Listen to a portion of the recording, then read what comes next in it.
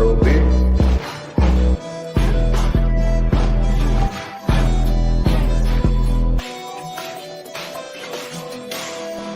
Türkmen oğlu, yolum doğru. Giydim tepek, giydim donu. Beş vilayet, doğullardan dolu. Saklaya sevi, zilap tağı solu. Oğuzdan kıyılar, örüm taşlar dilden. Yiğitler gönlümel gürleme dilden. Arlıktan gitene çeli, arada kanım dilen. Terk edip derden gittim mi oturup onunla kıynan. Men Türkmen eyle beylelerden Türkmen. Doğduk mekanımdan, ölensem gitmen. Tarihte ilk oyun, ata babalarımız gitmez. Beş vilayet, beş doğun, demek biz midemiz.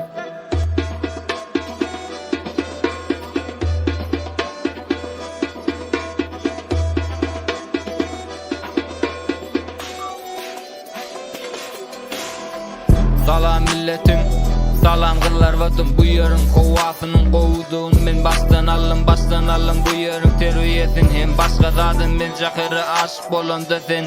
Iskazadın dünya kartasını eyleyen sen. Merkezi her mehman isleye sen. Koçölüngde gezmegi Azam merjeni bardır ulu gelcegi. Gengiz kitabında yerleşen her bir mermeri. Men Türkmen eyle beylelerden Türkmen. Doğduk mekanımdan, ölensem gitmen. Tarihte iz koyun, ata babalarımız gitmez. Beş vilayet, beş doğun, demek biz midemiz. Aşkabat, Akalmari, Leva Balkan'da soğuz. Yiğitler at üstüne kıyılarımız sağlar kopuz. Türkmenistan'ım, gül gülistan'ım. Ben Türkmen deyip alen yardamarda kanım.